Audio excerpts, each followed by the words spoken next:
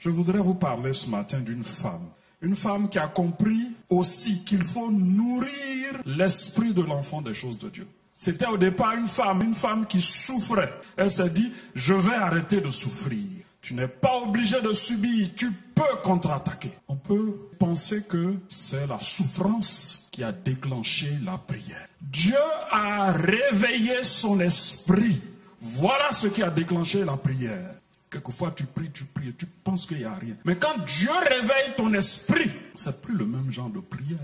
Si tu passes par la souffrance, crie à Dieu pour que ton esprit soit réveillé. Parce que quand ton esprit est réveillé, ce ne sont plus les prières classiques, les prières simples. Non. Tu pries une seule fois. Ton cœur est tout entier à Dieu.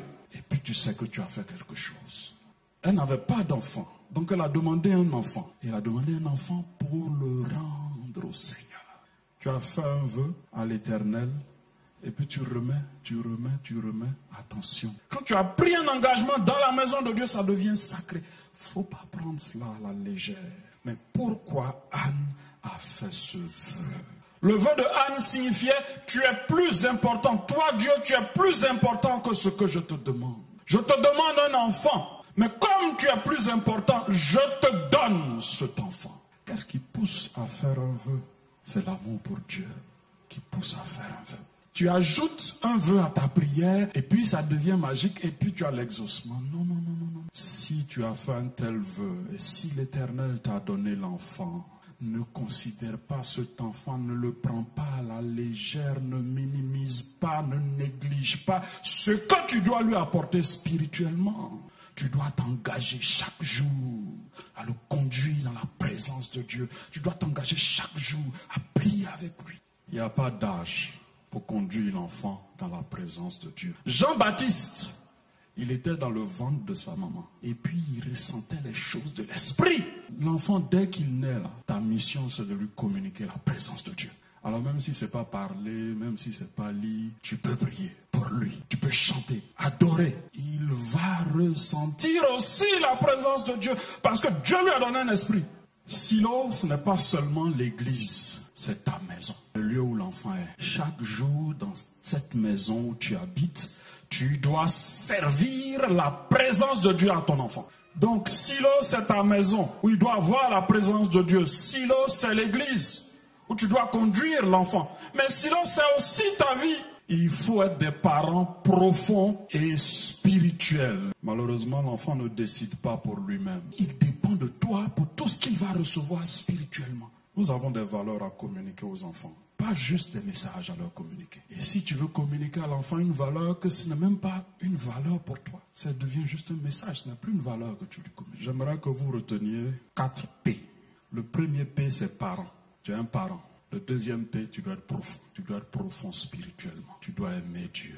Le troisième P, tu dois être persévérant. Tu as décidé d'enseigner l'enfant. Tu ne fais pas ça une fois dans le mois. Tu lui enseignes tous les jours. Le dernier P que tu dois retenir, c'est patient. L'enfant, il est comme toi, il a une nature pécheresse. Il a envie d'aller faire le mal de la même façon que toi aussi tu es attiré par le mal. Donc quand tu as enseigné la parole, ajoute la patience et la prière. Ta maison ne sera pas un silo, un endroit où on trouve la présence de Dieu. Si chaque semaine, il n'y a pas un culte dans ta maison, il n'y a pas un temps où tout le monde est rassemblé autour de la présence de Dieu, et puis tout le monde cherche Dieu, crie à Dieu, prie Dieu, écoute sa parole. L'église non plus ne sera pas silo pour ton enfant. Si toi-même tu viens à l'église une fois sur 2, parce qu'il dépend de toi pour y être. Papa et maman, ton foyer ne sera pas silo pour ton enfant. Si vous êtes sans frein, c'est-à-dire tout ce qui vous passe par la tête, vous allez faire sortir ça. Quand l'enfant est en bas âge, il apprend en répétant. Quand il devient adolescent, il apprend en expérimentant.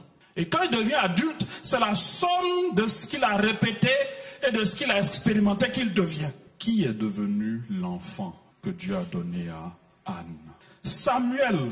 C'est l'une des seules personnes qu'on retrouve dans l'Ancien Testament qui cumule la fonction de prêtre, de juge et de prophète. Voilà une histoire qui commence par une femme triste qu'on mortifie dans son foyer, mais que Dieu réveille un jour qui va dans la présence de Dieu. Et voilà ce qui sort. Une bénédiction pour toute la nation. Le monde d'aujourd'hui est très très méchant envers les enfants. Si tu ne donnes pas un autre message à l'enfant, le message qui va rester, c'est celui qui reçoit la télé.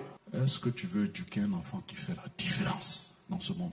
Si c'est ce que tu veux, toi-même fais la différence dans la vie de l'enfant. Dieu ne nous demande pas d'être des hommes parfaits, mais des hommes qui progressent, qui avancent. C'est ce que Dieu veut.